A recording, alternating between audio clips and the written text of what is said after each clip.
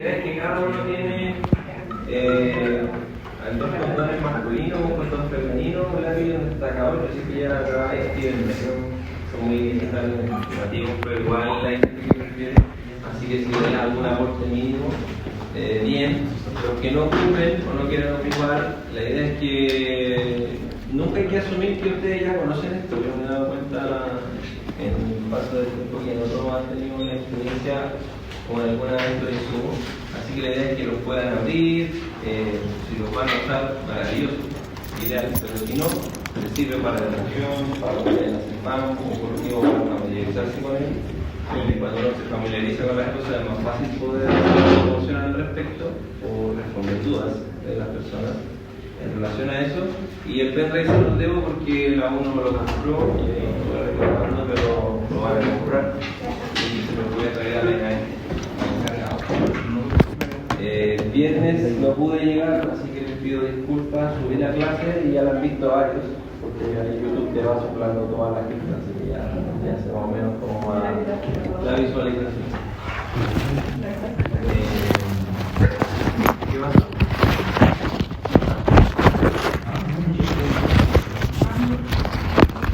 Tengo una duda. Para la prueba del viernes entra la clase de semiología. ¿Usted nos mandó antes por video? Sí. ¿Y la clase de anatomía? No. ¿Quieren que entre a anatomía? No. Es que nuestro grupo de inglés que estamos usando ahora no tuvimos la clase. De anatomía. No sé, algo pasó y no pudo llegar y nos mandó el PowerPoint, pero el PowerPoint son como 500 fotos, pero sin texto. Entonces, no tuvimos la clase. Es probable, siempre me pasa eso, al menos uno grupo en el año pasa algo, el profesor, no sé. Así que prefiero no agregarla, especialmente porque igual ya tuvieron anatomía un repaso. Si se puede recalendarizar va a ser óptimo, pero no puedo garantizarlo, no depende de mí. Pero ahí cualquier capítulo es una buena alternativa para hacer anatomía, no es una buena opción, porque eso no tiene mucho diferencia o una situación que cambie con el paso de los años. ¿La prueba del día viernes va a ser en la tarde? En este mismo horario, como a las 2. ¿Está planificada? Ya. Una pregunta más, la prueba de esta es la materia que llegamos mañana. Sí. ¿Mañana o no? Lo del jueves no es la para ti. Yo dije martes. Dijo el lunes. Ya, hasta mañana. Sí. Sí, creo que sí. Sí, yo le pregunté eso. Tiene que empezar más. Porque si no es como que entrará todo. Hasta mañana entonces, hermano. De casualidad, podría que para que me Después.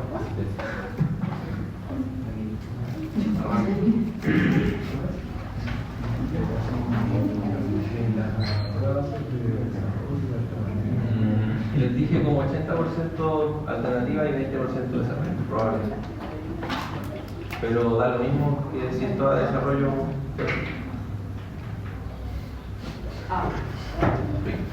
A lo que voy yo que no pueden reclamar si yo hago una prueba distinta de la que como 60% de alternativa y 40% de desarrollo, o 100% de alternativa. Que está planificado ser 80-20 y ojalá sea así. Bien, vamos a hablar de urgencias en ginecología. Esa es nuestra tabla de contenidos, una introducción breve, dolor pélvico crónico. Es importante conocer el dolor pélvico crónico, las principales causas y situaciones que tienen que buscar, porque esos pacientes pueden consultar en urgencia por reagudizaciones. Después, dolor pélvico agudo como causa importante de consultas en la urgencia, entre los principales diagnósticos que aparecen ahí señalados: sangrado uterino anormal e infecciones vulvovaginales. ¿Habrá datos en Chile? No para todos tenemos datos en Chile, y en este caso acá hay una matrona que hizo un trabajo con las consultas en el servicio de urgencia, que fue ahí post pandemia, cerca de Talcahuano. Así que si uno busca encontramos, hay algunas cositas. Y ahí están las categorizaciones de las consultas de urgencia.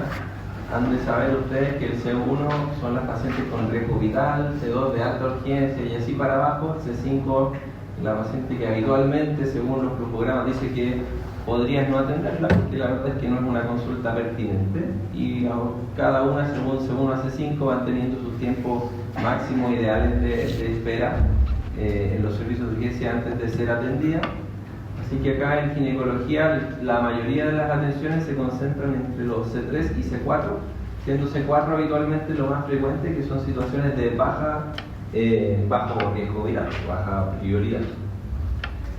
Cuando ella hizo la revisión, publicó que la mayoría de las consultas en el servicio de urgencia fueron de origen obstétrico y la minoría fueron ginecológicas, solamente un 37%, y ellos tenían juntas las consultas neonatológicas, así que ahí ocupan un 5%, algo menos frecuente. ¿Y dónde se concentraron este número de atenciones? Principalmente adultos de 20 a 59 años.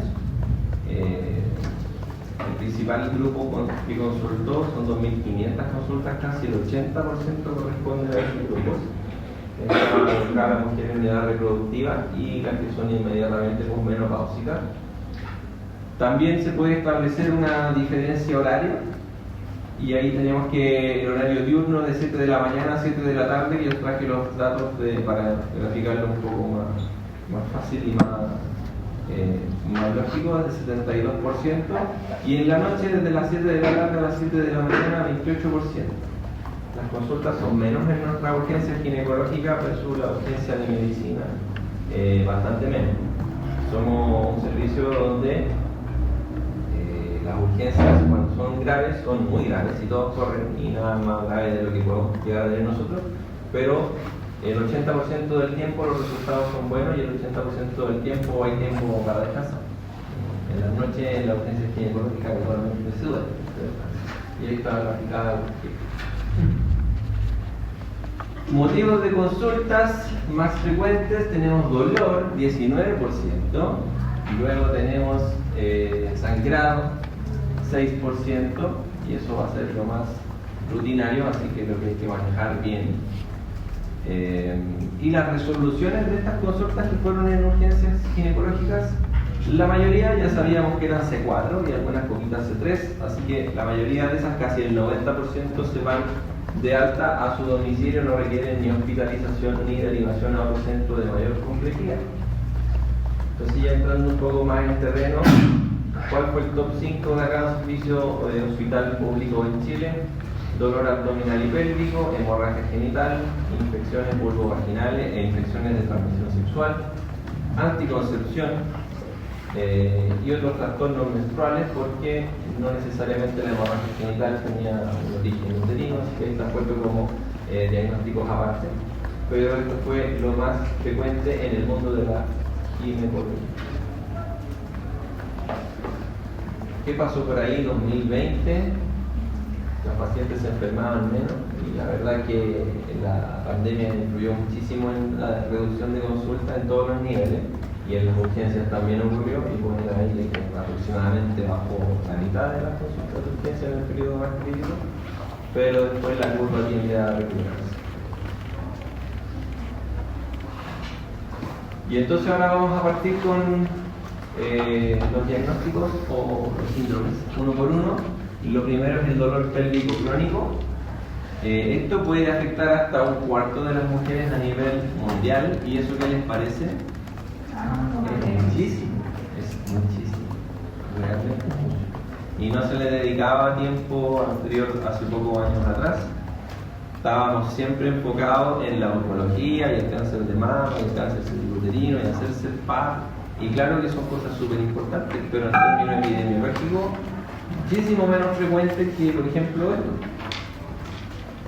Esto altera significativamente las actividades diarias de las mujeres y puede incluir sistemas no solamente ginecológicos, sino también gastrointestinal, urinario, musculoesquelético, e incluso pura y exclusivamente psicosocial, sin encontrar nada, y solamente hay situaciones emocionales que puedan explicar ese dolor. Entonces, en el cuadrito que está arriba tenemos las causas ginecológicas de dolor pélvico crónico, y ahí están las más frecuentes. Ahí puede ser endometriosis, puede ser adenomiosis, pueden ser miomas, enfermedades inflamatorias pélvicas, hidrosalping, compresión pélvica, prolapso de órganos pélvicos.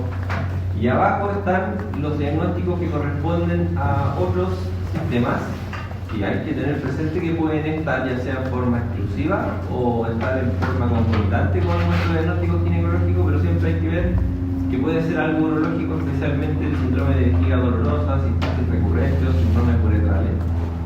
Puede ser dolor de cintura pélvica, síndrome del elevador, sacroileitis, osaquia, así que siempre hay componente musculoesquelético, también hay que ir a descartarlo. Y desde el punto de vista gastrointestinal puede haber síndrome intestino irritable en una alta frecuencia, enfermedades inflamatorias intestinales, carcinomas, hernias, así que hay un gran número de problemas que pueden ocurrir en la pelvis.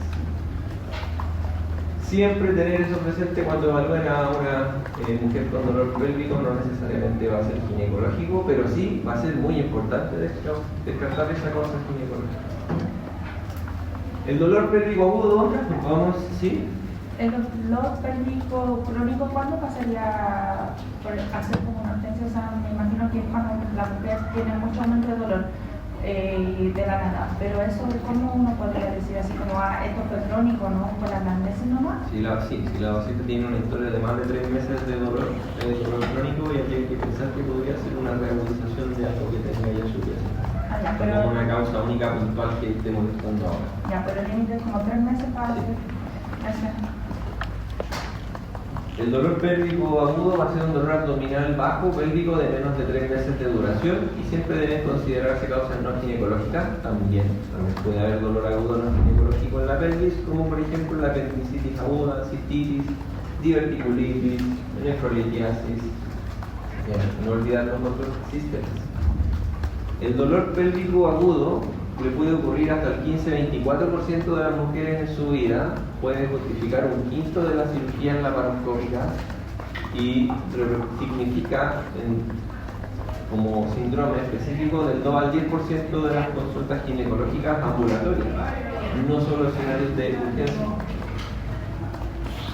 ¿Cuáles son las causas ginecológicas de dolor pélvico agudo? Torsión ovárica, rotura, hemorragia de un folículo, enfermedades inflamatorias pélvicas, degeneraciones o torsiones de miomas, endometriosis, rotura de cuerpo lúteo, quiste endometriósico, síndrome de hiperestimulación ovárica, cánceres, trombosis de la vena ovárica, así que hay altas opciones. Y aquí vamos a comentar las cosas más importantes de las más frecuentes. En el primer lugar vamos a hablar de la torsión ovárica. Los ovarios se pueden torcer, no es tan raro, al igual que los testículos se pueden torcer. ¿No han visto nada de urología todavía? ¿O sí? No, sigue en cuarto.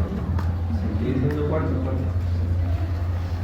Entonces, ¿qué pasa en la torsión ovárica? El ovario se retuerce alrededor de su pedículo vascular, frecuentemente con una porción de las trompas, relativamente frecuente, puede ser hasta el 3% de todas las emergencias quirúrgicas, es más común en las mujeres en edad fértil, se asocia con la presencia de quistes o tumores ováricos y de tamaño mayor a 5 centímetros.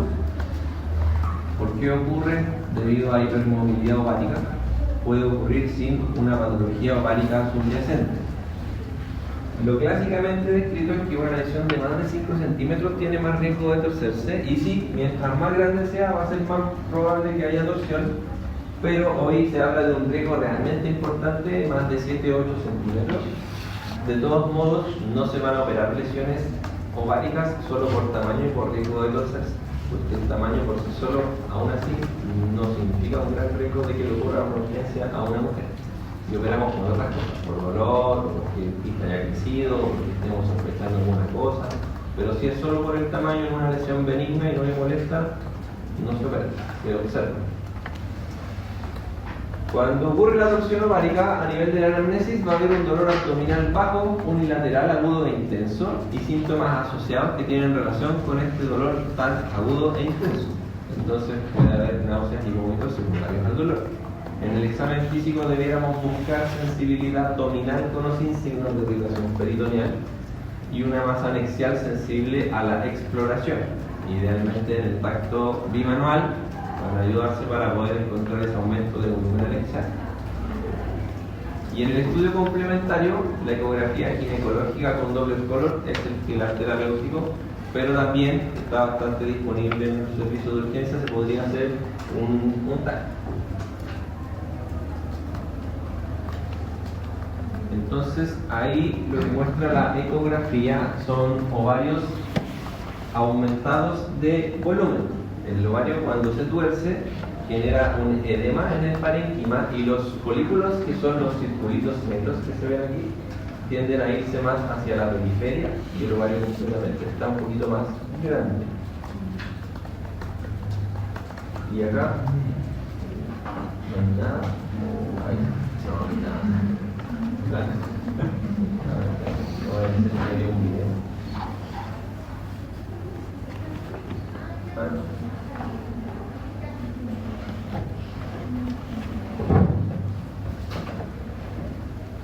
Hoy se repite distinto, pero bueno, no van a poder verlo. Cuando uno aplica el Doppler color, lo que vamos a ir a buscar es que los vasos se ven como un remolino, así como una imagen tipo meteorológica de un huracán. Eso es lo que deberíamos ir a buscar en los ovarios. Así que siempre poner el color no justamente en el ovario, sino hay que moverse un poquitito hacia el pedúnculo, pero uno se va a desplazar un poco hacia el costado del ovario para ir a buscar ese signo de remolino. ¿Cuál va a ser el tratamiento de una torsión ovárica? Operar a la mujer, no hay ninguna duda, hay que operar. ¿Y para qué la vamos a operar? ¿Ya han visto en su rotación en el hospital que haya llegado una torsión o que se hizo? ¿O en sala que haya llegado una torsión y que hicieron? ¿Qué se hace con los ovarios que se tuercen? Sacar el quiste. Si tenía un quiste o un tumor, sacar el tumor. Sí. Vamos a operar y hay que tratar de solucionar. ¿Qué más? Destorcerlo, claro, ese es el espíritu. Hay que operarla para salvar el ovario. Obvio que se podría producir una necrosis, después hacer una trombosis, que son problemas secundarios a esta torsión, o se podría ocurrir una hemorragia, que la paciente puede morirse por una torsión, obvio, por eso hay tanto dolor y se irrita el peritoneo. Entonces una operación para salvar la vida, en primer lugar, pero para salvar el ovario.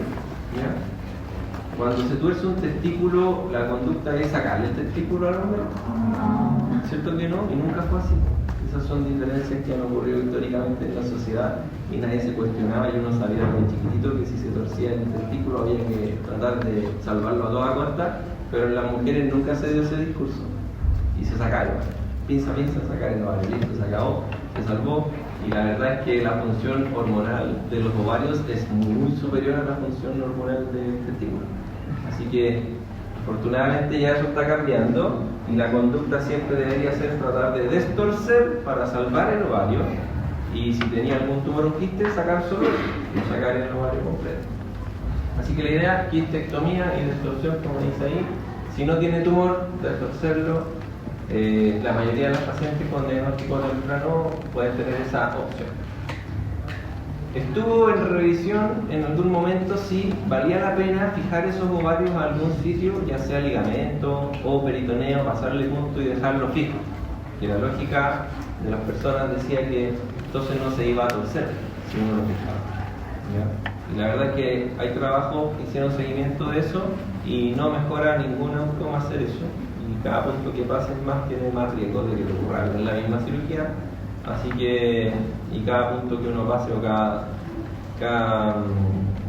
punto que pase por el ovario igual va a dañar ese ovario. Entonces ya no, eso no se debería hacer en ningún caso. Se tuerce, se destuerce, se soluciona el quiste si lo tiene y nada más. Y no se hace nada con el otro ovario controlado. Entonces aquí hay un ovario que está torcido con su trompa arriba y pone el espíritu que cuando ustedes ven eso y la gente de ese ovario decía no, esto ya está necrosis, hay que sacarlo, listo, y se acabó la cirugía, rapidito, y le salvamos la vida pero perdió el ovario. Ese ovario que está ahí se operó y se destorció y hay que esperar 10 minutos y empieza a cambiar su color y se espera 15 minutos, te va a quedar clarísimo que todavía está súper vivo y se va a salvar y no hay que sacarlo, y lo que necesita es tiempo. Entonces como el animalito que está ahí puede parecer muerto pero No lo está. Y hay que darse el tiempo. Y a los cirujanos, especialmente el mundo de la medicina, pero en la cirugía es un perfil más bien impaciente y de ejecutar cosas. ¿Ya? Y le cuesta abrir una paciente, de torcer y quedarse ahí sin hacer nada, escuchando música por 20 minutos. Y a veces eso es lo que hay que hacer con la torsión, hay que darse el tiempo, esperar, ver si vuelve el color, empieza a mejorar de a poquito. Si empieza a mejorar de a poco, lo más probable es que se va a saltar. Así que hay que tratar de hacerlo. ¿Pero cuál es el ovario? Aunque se vea tan feo como... ¿Ah? ¿Cuál es el ovario? El ovario es todo lo que se ve morado. Dice que estaba con un Está torcido. ¿Dice un quiste? Es blanco, sí. Y la trompa está acá. Siempre la trompa va metida en la torsión para el película, casi siempre. Profe, pero ahí cuando se tuerce como que se enrolla o se hace un nudo. Se enrollan, se giran. Y esas torsiones pueden tener hasta 4 vueltas en el mismo médico. Y pueden ser pacientes que han consultado varias veces. Nosotros hemos tenido al menos 3 en 2 años que han estado hospitalizados como por una pseudoapendicitis y se hospitaliza y se le va pasando el dolor y nadie encuentra nada, se va de alta y vuelve 2 semanas después con el mismo cuadro y se opera y ya tenía 4 torsiones. Uno sabe que originalmente ya estaba torcido, pero después se va pasando. Y así como se gira, puede volver a girarse. Porque no está. Y no se vuelve a torcer. Claro que se puede volver a torcer. Pero cuando uno lo opera, la conducta sería solamente solucionar si hay aumento de volumen, que es el factor de riesgo más importante, y si no, nada. Profe, ¿y cuánto es la posibilidad de que como te dijo, que así como se tira se vuelva a torcer para el otro lado? ¿Hay posibilidad que se desenrolle? Hay posibilidad, pero no sé si eso está tabulado en el concurso. Entonces siempre va a ser quirúrgico el tratamiento. Sí. No como en tu caso, como, ay, pero no, a veces se Operar destorce. no, si está clarísimo que está torcido, hay que operar. Ya. Para salvar el ovario.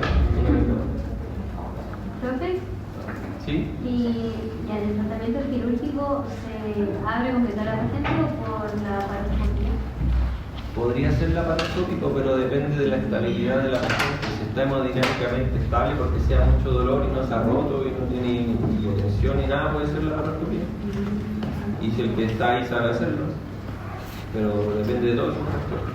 Si está hemodinámicamente inestable, es laparotomía sí o sí. Y si no hay cirujano o equipamiento para hacerlo laparoscópico, tiene que ser abierto también. ¿Más dudas de torsión? El periodo de latencia de ocurrir la torsión hasta que más o menos se puede salvar el ovario compacto. No está claro, porque ocurre eso de que se puede girar o se puede volver a destorcer, se puede torcer, así que si la sospecha ocurrió, no sé, hace una semana y se mejoró un poquito y después tuvo 2 días con un dolor intenso, lo que manda es abrirla y destorcerlo y esperar. Esa es la única clave, no hay un tiempo específico, porque puede haber pasado 12 horas con un abdomen agudo y igual hay posibilidad de que todavía responda. Hay que darse el tiempo. Bueno, otra cosa que nos puede ocurrir y que genere un dolor agudo es una hemorragia o rotura de algún quiste del ovario. Y acá, cada vez que la mujer ovula, se produce una rotura de un folículo dominante que está adentro del ovario para expulsar el ovocito, y esa rotura, la mayoría de las veces, no genera ningún problema grave. Pero a veces puede estar cerca de algún paso importante y puede la mujer quedar sangrando más de lo normal. Y la sangre en el peritoneo va a generar irritación y va a generar un abdomen agudo. Y puede ser un sangrado que requiera solución quirúrgica, que no se coagule por sí solo. Así que las causas principales de que ocurran estas hemorragias por rotura de quistes son situaciones funcionales, como estos folículos dominantes o el cuerpo lúteo después de que ovuló. Y esa es una de las causas más comunes de dolor pélvico en mujeres en edad reproductiva, y en casos graves podría ocurrir un choque hemorrágico y fallecer. Clínicamente puede superponerse con un embarazo ectópico, aparte que a nivel de la ecografía se puede ver muy parecido a un embarazo ectópico, una rotura de cuerpo lúteo o cuerpo lúteo hemorrágico, y ahí la diferencia va a ser con el examen de sangre, como una buena autopsia. ¿Qué va a haber en el cuadro clínico de una rotura de quiste o rotura de cuerpo lúteo, rotura folicular en abdomen agudo? Así que hay que ir a buscar los signos de irritación peritoneal, la conocen.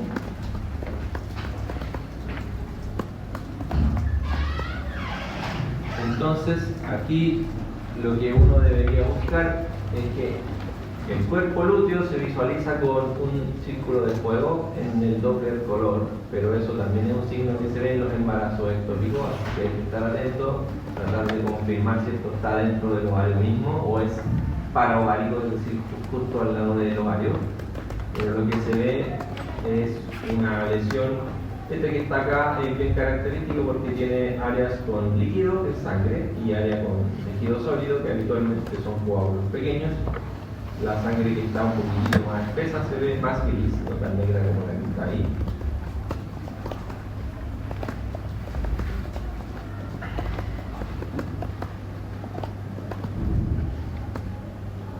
Eso es para mostrarle cómo de repente la ecografía deja cosas tan claras solamente con mover el transductor. Eso está dentro de un ovario y hay un tejido sólido ahí que si uno lo mueve se ve clarito que fuera como jalea, ¿cierto? ¿O no? Ese es un coágulo que está ahí, que uno sabe entonces que acá es sangre y ese es un coágulo. No, ya,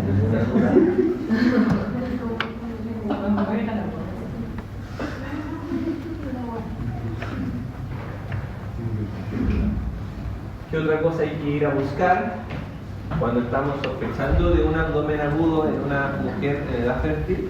En la ecografía vamos a buscar eso, que es contenido hipoecogénico o anecogénico, contenido oscuro, casi negro, atrás del útero. Este es el cuello del útero que está aquí, en este caso lo tienen lateralizado hacia la izquierda, hacia el útero, no se alcanza a ver, pero el cuello del útero está aquí y atrás del cuello del útero se ve eso que es sangre, líquido libre en el fondo del saco posterior. Uno lo debiera medir y si en el diámetro sagital antero-posterior mide más de 25 milímetros, eso es alta cantidad de líquido libre. Y hay que pensar que es lo que está generando que haya líquido libre. ¿Cuál va a ser el tratamiento de estas roturas de quistes, los folículos cuerpo lúteo quirúrgico? Hay que entrar, ir a aspirar esa sangre que está ahí y ir a buscar el sitio sangrante y parar el sangrado. Y eso puede ser con energía o puede ser con sutura. Lo que uno disponga, lo que uno tenga, lo que uno quiera hacer, o según el tamaño de la lesión. Cuando son sangrados muy importantes, habitualmente uno pasa a punto, y si es un sangrado más pequeño, basta con electrocoagular. ¿Dudas?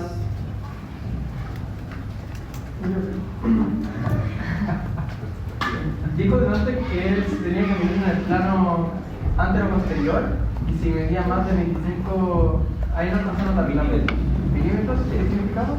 Era un hemoperitoneo importante.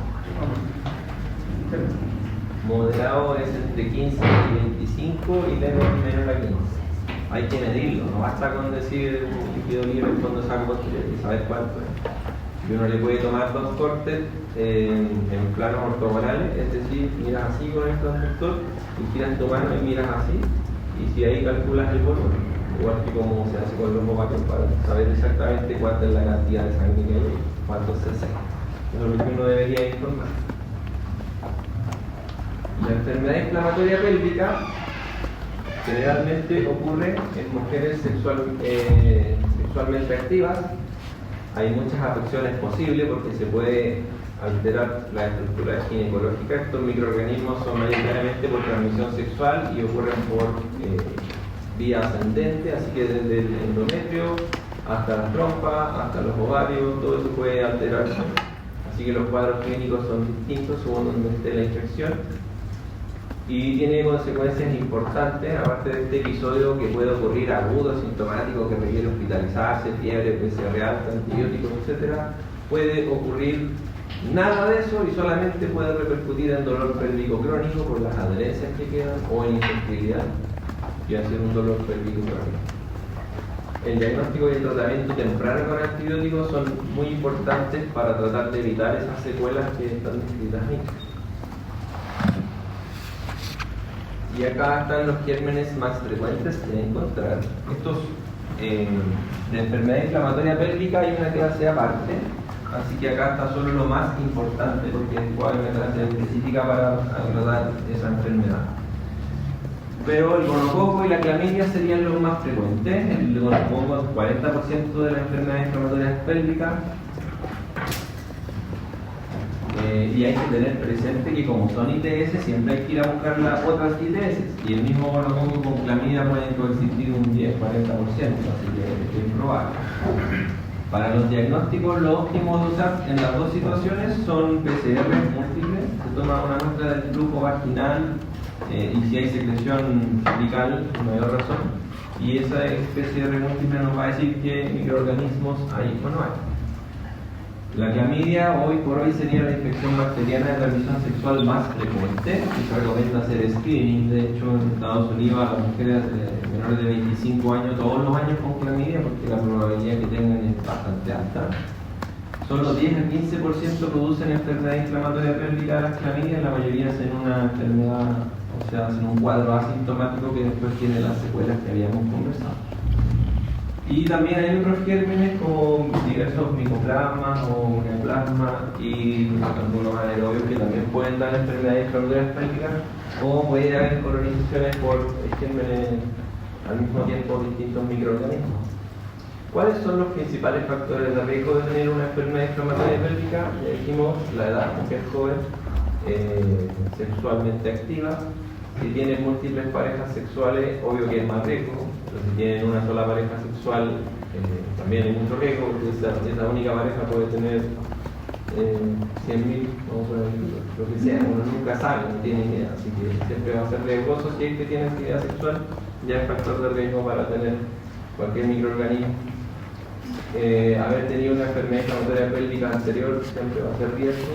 Y la manipulación intrauterina, especialmente de dispositivos de cobre, pero procedimientos diagnósticos como histeroscopía o histerosalpingografía también podrían ser riesgosos porque ayudan a estos microorganismos a subir. Y de hecho nada de eso se está recomendado hacer cuando uno sospeche que hay una infección vaginal o lo que sea. ¿Cómo vamos a abordar esa enfermedad inflamatoria pélvica? Recordar que pueden ser asintomáticas en un porcentaje importante. Pueden dar dolor abdominal bajo, dolor para la actividad sexual, sangrado genital, pueden dar fiebre. Al examen físico hay que buscar secreción vaginal o cervical, dolor uterino, dolor anexial, dolor a la movilización del cuello uterino, que es algo súper importante y hay que ir a buscar. Estudio complementario, los parámetros inflamatorios, hemograma PCR y ecografía ginecológica para tener un dato de imágenes de lo que hay en la vez. Y entonces, ese es un Piosalpinx, ¿ya? Las trompas no se ven en la ecografía si es que están normales. Pero si ustedes ven algo que parezca aquí como una especie de chorizo, con tabiques incompletos como ese, esas son las trompas. El contenido se ve gris, como esa sangre espesa que vimos anteriormente, o es sangre espesa o es pus. Es lo mismo, se ve gráficamente muy parecido y no tenemos cómo saber, así que ahí la diferencia la hacemos con el cuadro clínico si estamos pensando que es hemorragia o es pus.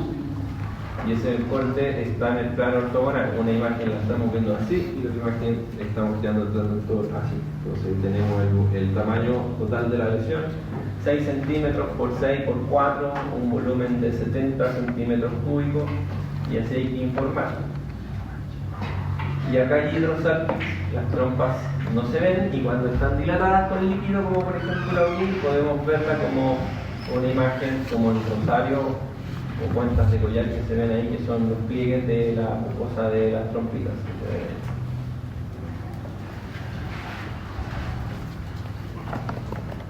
Bien, las pautas generales cuando uno encuentra una enfermedad inflamatoria pélvica es buscar, como ya dijimos, todas las otras infecciones de transmisión sexual, todas las que podamos testear, hay que testearlas porque suelen venir en conjunto. Hay que aconsejar entonces la prevención de que vuelvan a hacer alguna enfermedad o enfermedades más complejas en relación a gérmenes que se contraen por vía sexual, especialmente la vacuna de hepatitis B y la vacuna del virus papiloma humano son súper importantes y son súper útiles. Y la paciente ya tuvo un cono porque tuvo un NIE3 ¿Se puede vacunar contra el papiloma? Sí, se puede vacunar. Y tiene mucha menor probabilidad de volver a hacer un NIE si se vacuna, si no se vacuna. Entonces no es solo prevención primaria la vacuna del papiloma humano.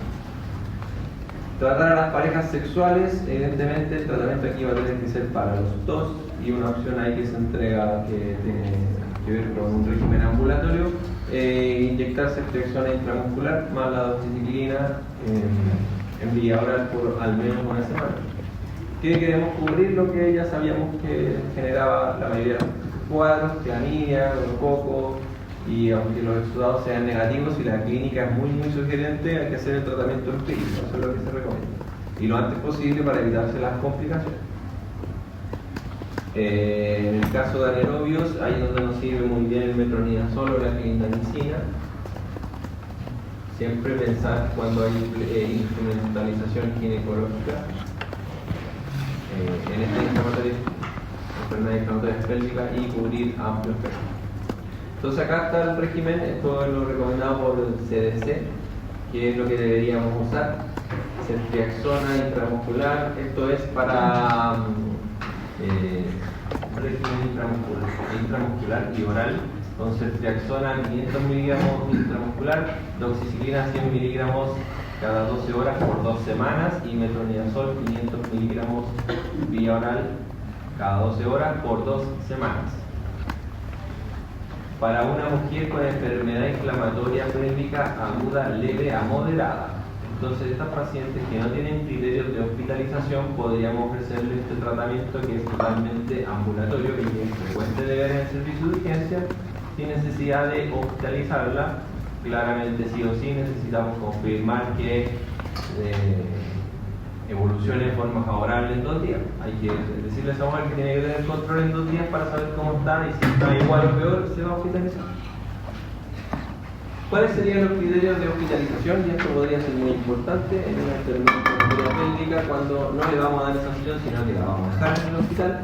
Si es que tiene fiebre más de 38 coparles, si tiene secreción mucopurulenta cervical, si tiene abundante cantidad de leucocitos en la microscopía, que eso es difícil que lo hagan ustedes, pero es un criterio, si tiene VHS o PCR elevadas, y si hay documentada alguna infección cervical con gonococo o clamidia, porque son gérmenes que habitualmente requieren tratamiento más largo y un poco más invasivo.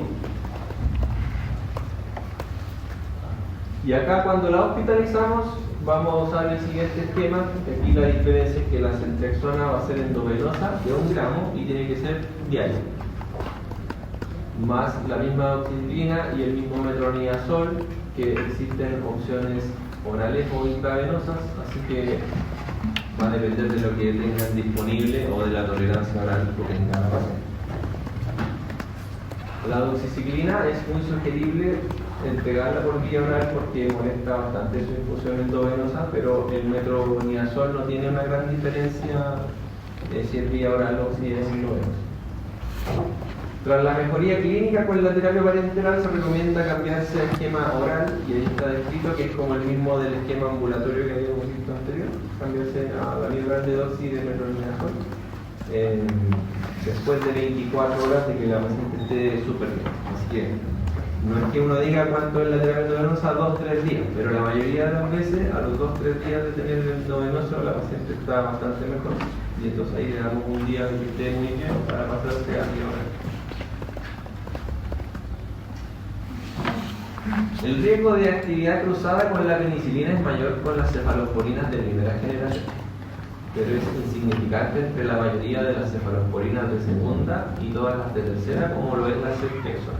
Entonces ahí el mensaje es que la paciente alérgica a la penicilina no rechazar inmediatamente la ceftriaxona, hay que conversarlo con el equipo de anestesia y si va a estar hospitalizada, es una opción. Si no hay otra opción, es una opción, hay que evaluar, conversarlo, y en esa instancia hospitalizada atento de si hacer una reacción alérgica, poder tratarla como corresponde, pero la probabilidad de que tenga algún problema con la ceftriaxona o alérgica de penicilina es baja, es bastante baja. ¿Qué pasa con el DIU? ¿Hay que sacarlo o no hay que sacarlo? La verdad es que no hay que sacarlo. Es peor. Podría ser peor sacarlo y dejarlo ahí bueno, aparte que le va a quitar su método anticonceptivo, si ya ocurrió el riesgo de poner el DIU, que las primeras 12 semanas podría haber un riesgo mayor de hacer estas infecciones, y si ocurrió, lo aconsejable es hacer el tratamiento, mantener el DIU y ver cómo evoluciona. Y la mayoría de las veces las mujeres evolucionan bien y no es necesario quitarle su anticonceptivo y después volver a iniciar otra cosa que la pueden exponer a otros riesgos quizás. Si no hay una mejoría clínica en las primeras 48 a 72 horas de antibióticos, ahí sí que vamos a utilizar, pero no de bajo ningún punto de vista. Consideraciones del micoplasma. ¿Qué ocurre? Probablemente ustedes toman la muestra microbiológica para hacer el diagnóstico biológico, parten del tratamiento empírico, que son esos 3 antibióticos que hablamos, pero después les va a llegar el resultado. Y ahí ustedes se van a cambiar a vía oral o van a ajustar a un fármaco si es que es algún germen en particular. Si encuentran un micoplasma genitalum, la citromicina cuenta con una resistencia en aumento que en Chile no está reportada, pero en Estados Unidos es bastante importante. Así que ahí hay otras opciones, como la doxiciclina, que es lo que anda mejor para las clamidias también. Así que esa sería una mejor opción que los macrólidos. Y en pacientes resistentes a los macrólidos, bueno, la doxiciclina que hicimos, y la otra opción que les quería mostrar es el moxifloxacino de 400 miligramos una vez al día por 7 días. Serían opciones interesantes para dar germen más que los macrólidos. Y si la paciente tiene un absceso tubovárico, ¿hay que operarlo? Depende. Y esto es importante porque los abscesos en la mayor parte de los sitios o especialidades se operan y así se resuelven. Pero la verdad es que los abscesos tubováricos pueden responder bastante bien con el manejo antibiótico y tienen un margen de manejo. Así que aquí nos vamos a guiar con que lo importante es el tratamiento antibiótico lo antes posible. No va a ser de entrada quirúrgica salvo situaciones puntuales. ¿Cuándo vamos a operar? Cuando pensamos de que se rompió ese absceso tubovárico y puede haber pus libre en el peritoneo y eso va a dar un abdomen agudo superflorido. O si la paciente no mejora después del tratamiento antibiótico por las primeras 48 a 72 horas. Habría un cuarto de las mujeres que no responderían al manejo médico, así que 3/4 van a estar bien solo con antibióticos. Vamos a tratar y vigilar. Cuando sospechamos que la respuesta va a ser mala, donde se va a ubicar principalmente este 25% de mujeres en abscesos de más de 5 centímetros, en mujeres de edad avanzada, o cuando el recuento total de glóbulos blancos sea más de 16.000. Esos factores apoyan la probabilidad de que no van a andar muy bien y que no tiene opción de hacer una cirugía precoz, puede ser más beneficioso. Y bueno, si es que tiene alguna inestabilidad hemodinámica, no anduvo bien con antibiótico, un abdomen agudo, más de 5 centímetros, más de 16.000 blancos, puede ser entrar inmediatamente a pabellón totalmente comprensible. ¿Dudas? ¿Hasta ahí? Hola. Complicaciones de los miomas. Esto es súper raro, pero existe. Los miomas se pueden complicar, así que es bueno saber si la mujer tiene o no tiene y de qué tamaño son, si tiene ecografías previa ahí en el mismo servicio donde estén, o si ya ando trayendo, preguntarle si las puede conseguir. Hay que investigar. Los miomas grandes de más de 5 centímetros son los que más probablemente se pueden complicar, especialmente durante el embarazo. Pueden haber rupturas de las arterias infranacionales, trombosis venosa y llevar infartos hemorrágicos de los miomas. Así que generalmente cuando ocurre van a tener dolor pélvico agudo, pueden tener náusea y vómitos por el dolor y pueden tener fiebre. Solo por la inflamación, no necesariamente infección. ¿Los miomas se pueden torcer? Sí, los miomas que son subserosos pediculados, es decir, los Figo 7 por ejemplo, se pueden torcer. Y la torsión completa va a generar estasis venosa, edema, congestión, se comprime el suministro de la sangre, así que puede haber necrosis. Si no se tratan puede ocurrir un sangrado masivo, puede haber peritonitis, así que está descrito y hay que pensarlo. Y los miomas se pueden infectar también, súper raro, pero habitualmente el mismo mecanismo. Pero acá los factores de riesgo son mujeres de edad avanzada, inmunosupresión, una embolización reciente, algunas formas de defensa de la zona uterina, embarazo de puerperio, donde hay instrumentalización de la cavidad, es más probable que se pueda infectar algún mioma. Van a encontrar parámetros inflamatorios elevados, fiebre, y puede diagnosticarse por la presencia de aire en el interior de los miomas. Y ahí cuando hay un mioma que está complicado, que es muy raro, hay que operarlo al tiro y tratar de hacer la miomectomía si tiene deseo de paridad, pero lo más probable es que vaya a una histerectomía cuando hay el diagnóstico de una complicación de mioma. De endometriosis les mandé la clase grabada, así que ahí está mucho más detallada de las cosas importantes para saber de la endometriosis, pero aquí en la urgencia hay que acordarse, si la mujer tiene el diagnóstico de endometriosis, es muy frecuente que tengan reagudizaciones, que tengan episodios críticos, que cuando se venga a una situación lo pasen súper mal. Así que pueden consultar de forma aislada en la urgencia o pueden consultar en cada ciclo en la urgencia, cada vez que tienen una situación que lo pasan pésimo. Habitualmente hay complicaciones, puede haber complicaciones también, no solamente del dolor, cuando hay compromiso de intestino o compromiso de alguna otra estructura como el apéndice, puede producirse una apendicitis secundaria, ese sangrado de endometriosis que está puesta en el apéndice. Eso yo por lo menos ya he visto dos casos en estos 2 años que la operan los cirujanos por apendicitis y la biopsia dice endometriosis en el apéndice. Otras manifestaciones agudas incluyen rupturas de endometrioma, sobreinfección de los endometriomas, enfermedades inflamatorias pélvicas con acceso subovárico, obstrucciones del tracto urinario. Otras pacientes tienen adherencia, pueden tener la anatomía totalmente mala, así que puede ocurrir todo este tipo de cosas.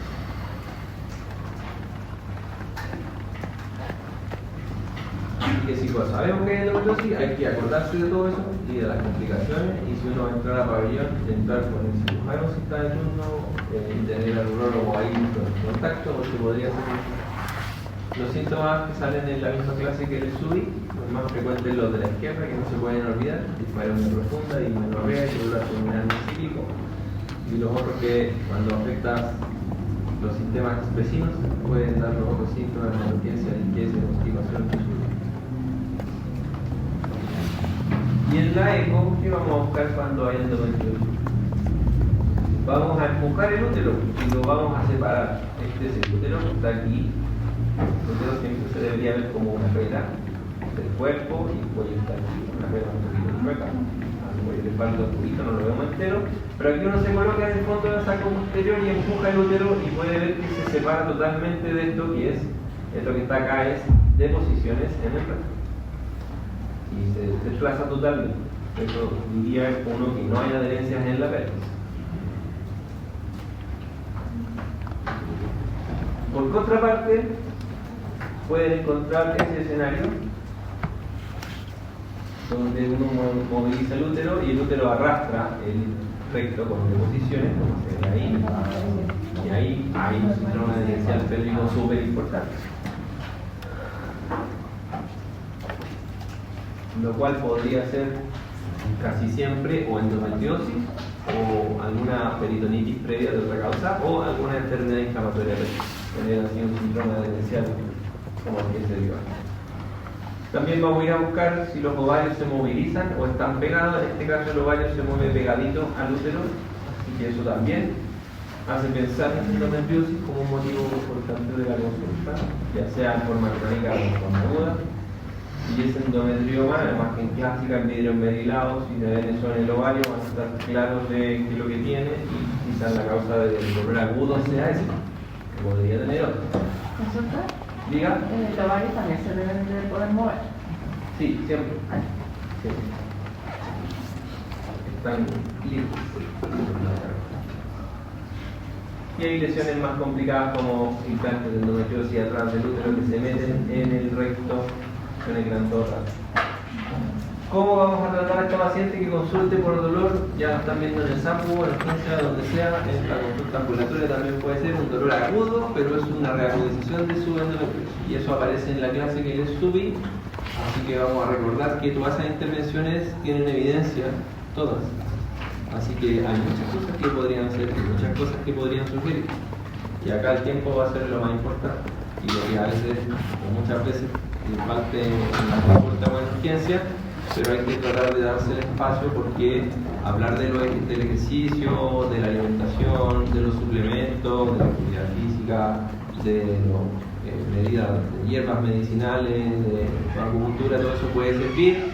Aparte de todo lo clásico farmacológico que les detallé bien, la pregabalina como neuromodulación, el dienogés o los anticonceptivos orales combinados en ciclo continuo, la opción que elijan ustedes. La pregabalina puede ir en compañía de cualquiera de estas terapias. Lo que no podemos hacer es mezclar progestágeno con anticonceptivo hormonal combinado o agonista de origen RH o hay que elegir una de las 4 opciones hormonales, pero siempre habría que sugerir la pregabalina a una paciente que consulte con un dolor terrible que lo esté pasando muy mal, más todas las otras opciones que comentamos recientemente.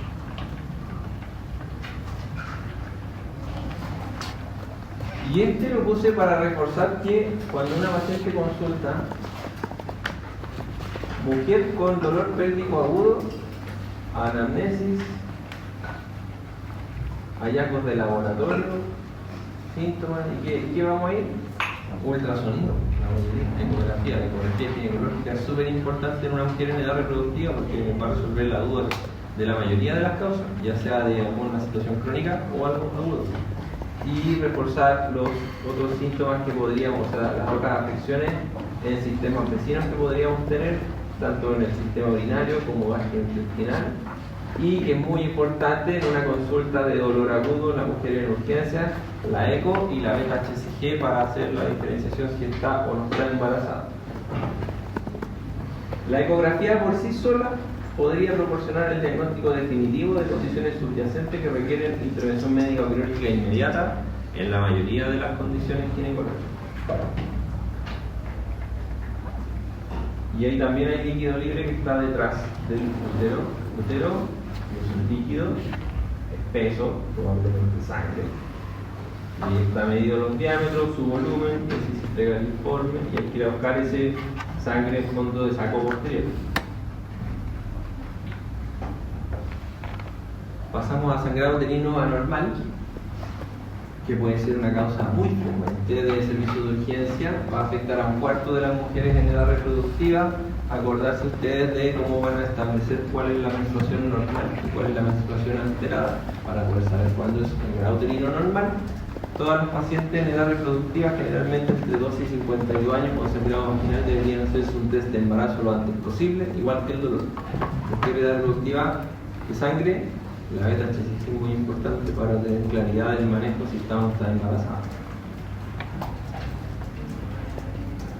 Y esto quiero que se lo recuerden para siempre, porque acá podemos cometer la omisión por desconocimiento y la paciente terminar muy mal.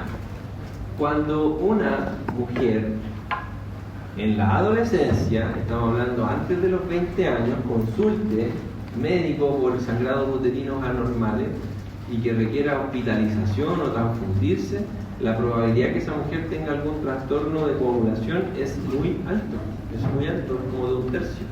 Así que no es normal.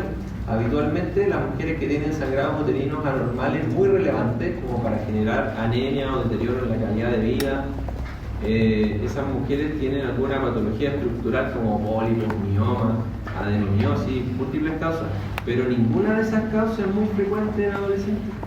Si una mujer de 18 años, 14 años consultó en urgencia por un sangrado normal, tiene anemia, se hospitalizó, hay que ir a buscar eso. Y todavía se nos pasa, se hospitalizan, la transfunden, le dejan anticonceptivo, se va de alta y nadie le hizo el diagnóstico. Y después se embarazó y la idea era poder llegar al embarazo sabiendo que tiene una enfermedad de Montgomery en la pareja, porque cada uno va a hacer cosas distintas. Y probablemente va a seguir teniendo la dificultad a pesar del tratamiento que hagamos. Así que siempre hay que sospecharlo y hacer, en este caso, la sospecha y la evaluación del hematólogo va a ser muy importante para que lo ayude a hacer el diagnóstico, porque va a requerir otras herramientas que no van a disponer ustedes, pero hasta 1/3 de las mujeres que requieren hospitalización menores de 20 años por sangrado uterino normal tiene una enfermedad de la coagulación como Miller o hemofilias. En las mujeres siempre hay que buscar enfermedades endocrinológicas, hipo- y hipertiroidismo, siempre consumo de fármacos, especialmente algunos anticonceptivos que no dan suficiente estabilidad endometrial, como el Sayana o el Implanón, puede que tenga eso y eso sea la causa de que tenga un sangrado normal. Y suplementos con hierba, especialmente que tengan muchos fitoestrógenos, también se han asociado a sangrados uterinos anormales, así que hay que averiguar algunas cosas que están más de moda, como la soya, que podrían perjudicar un poco el término del sangrado uterino. Y las causas de ese sangrado uterino normal tienen situaciones estructurales que están descritas ahí y situaciones no estructurales, y en base a eso es que uno hace el estudio, la sospecha y el manejo. Entonces, por ejemplo, los pólipos que se pueden ver en exámenes como la electrosonografía, ahí que hay que hacer, aquí ya sacar el pólipo para estar en el paciente.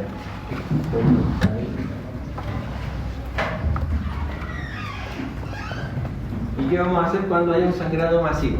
Y esto es importante, la paciente se puede desmayar, puede hacer un shock, se puede morir por sangrado vaginal, por una causa uterina, no es más frecuente, pero sí puede ocurrir, especialmente si tiene trastornos de la acumulación, puede ser.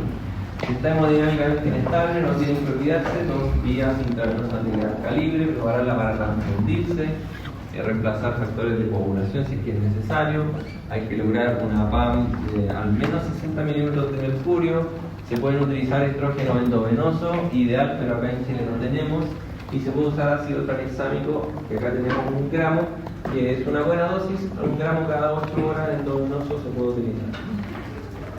Se puede hacer taponamiento intrauterino con una sonda Foley de número 26, mezclada con 30 ml de solución fisiológica. Eso puede funcionar bastante bien. Y se pueden hacer cirugías, hacer una histeroscopía para resolver un pólipo o mioma submucoso, hacer una ablación endometrial, quemar todo el endometrio, buscar que eso se pegue y deje de sangrar, que es una súper buena opción, salvo que quiera hacer mamá, porque hay un daño en la cavidad endometrial. Y cuando no hay posibilidad de abordaje histeroscópico, se puede ir a un legrado, y eventualmente responden igual bastante bien, pero eso sí, daña la cavidad claramente y las pone a tener adherencias después si quieren ser mamá. No es la mejor opción, pero si está en peligro la vida, puede ser necesario llegar a un legrado en pabellón y claramente sacar el útero es la última opción. Embolizar las arterias uterinas o alguna arteria de un calibre grande que vaya a un mioma que sea la causa del sangrado es una opción, pero yo conozco en el J. Aguirre nomás que sea como más público que lo puedan pedir y sea en otros hospitales no hay embolización. Dígame. Un raspado, se pasa una cucharilla por las paredes de la cavidad endometrial. Tú raspas para tratar de sacar todo el endometrio y llegas hasta el miometrio y asumiendo que lo que te está sangrando es el endometrio, porque ahí está la mayoría de las causas. En algún momento vas a llegar a un plano donde deje de sangrar. Duele, pero porque soy pabellón, anestesia y hacer raspado. Lo mismo que se hace cuando son abortos completos. Ameu o raspado. Escenario 2, paciente estable, depende de la causa, si ahí nos conversamos, es lo que hay que hacer. De todos modos, hay una clase específicamente de todas las causas de sangrado uterino normal que no está enfocado en la urgencia y su manejo para que se recuerden de eso. Pero como manejo general, en los pacientes con sangrado uterino normal estable, que no vamos a tener que transfundirla, hospitalizarla, hidratación, etcétera, etcétera, el manejo va a ser el que está ahí. Anticonceptivos orales combinados son una muy buena opción, pueden mejorar 37-70% del cuadro. Las progestinas orales también pueden ser una opción interesante con un porcentaje similar de mejoría. Pero ¿cuál va a ser el tratamiento como estrella? El dispositivo intrauterino medicado, como una T que libera hormona, que es la más famosa es el Mirena, pero ya hay muchas otras marcas más baratas. Cualquiera de esas opciones es súper buena y tiene una tasa de respuesta que está ahí. Entonces, ¿qué está ocurriendo en el mundo? Partió en Europa, pero ya ha llegado eso también para acá, que están bajando bastante la cantidad de pacientes que se les saca el útero, la histerectomía, porque la verdad que con este tratamiento mejoran casi todas. Y acá recalcar que el Sayana y el Implanón son mecanismos de mala estabilidad endometrial, así que tienen una mala respuesta al sangrado uterino normal.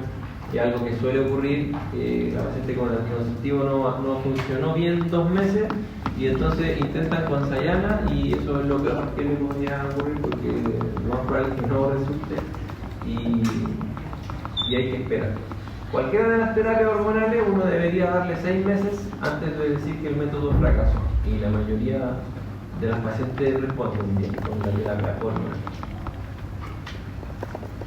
Antiinflamatorios no esteroidales para disminuir el sangrado menstrual, sangrado uterino normal, podrían ayudar, sí, pero poco, y es una opción cuando no quieren o no pueden usar anticonceptivo. Habría que usar antiinflamatorio más ácido tranexámico cuando le llega la menstruación y podría ayudar, pero eso es habitualmente bastante más caro que el anticonceptivo y no siempre igual de eficaz. Y la última causa frecuente en servicios de urgencias de ginecología son las infecciones vulvovaginales, y ahí nos vamos a quedar con esas 3 principales. La vaginosis bacteriana, la idea es mantener para el enfoque de urgencia, que es un flujo grisáceo de mal olor a pescado súper intenso, homogéneo, sin mayor alteración a nivel de la mucosa de la vagina, y eso es lo que deberían recordar para la urgencia. Ahí tienen sus criterios diagnósticos que los vamos a preguntar o repasar en la clase de Correa. ¿Y cómo vamos a tratar la vaginosis? Hay varias opciones, pero el enfoque de la urgencia es que ustedes ojalá se recuerden del metronidazol, 500 miligramos vía oral, 2 veces al día por una semana. Y un régimen alternativo sería óvulos de clindamicina de 100 miligramos en la noche por 3 días. Serían nuestras 2 mejores opciones para hacer la terapia de una vaginosis. La segunda infección va a ser la tricomona, que podría ser asintomática y puede ser un hallazgo frecuente cuando se toma el PAP, por ejemplo, que ahí lo pueden ver el patógeno y lo reportan. Pero cuando da síntomas da un flujo que también es de mal olor, también es grisáceo, pero acá hay una variación más amplia y hay un reporte de flujo verde, amarillo, mucho más diverso que el flujo gris característico de la vaginosis. Esto también tiene mal olor y la diferencia acá es que al menos la mitad de las veces vamos a encontrar alteraciones inflamatorias a nivel de la mucosa de la vagina o del cuello del útero, que es la diferencia con la vaginosis.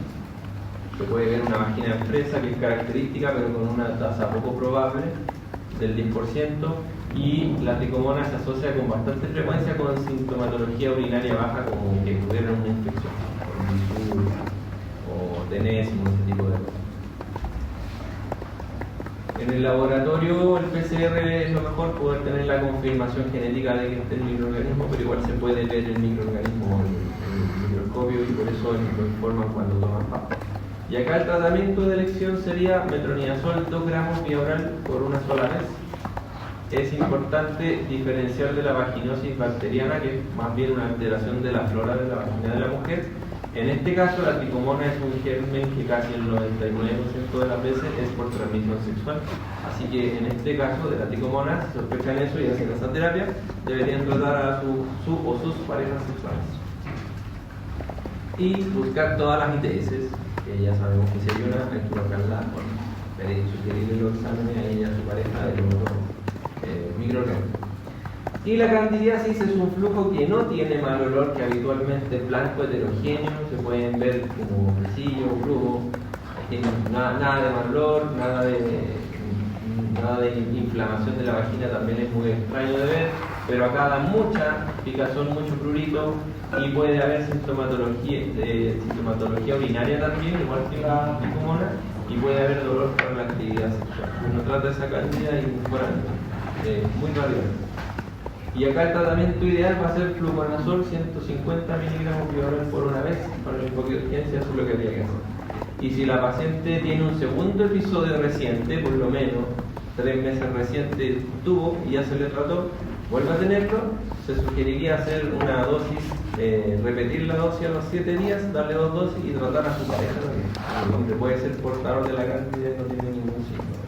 Porque si vuelve a hacer un cuadro, mejor tratar a los dos. Una primera vez sería solo una dosis y no tratar a la pareja de nuevo.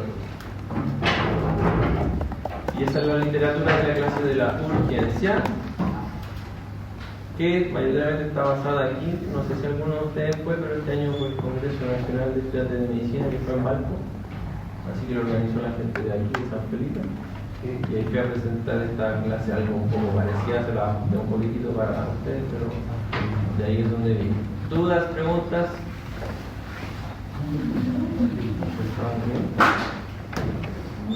Nos encontramos 3:35, 20 minutos. ¡Ven, Salita!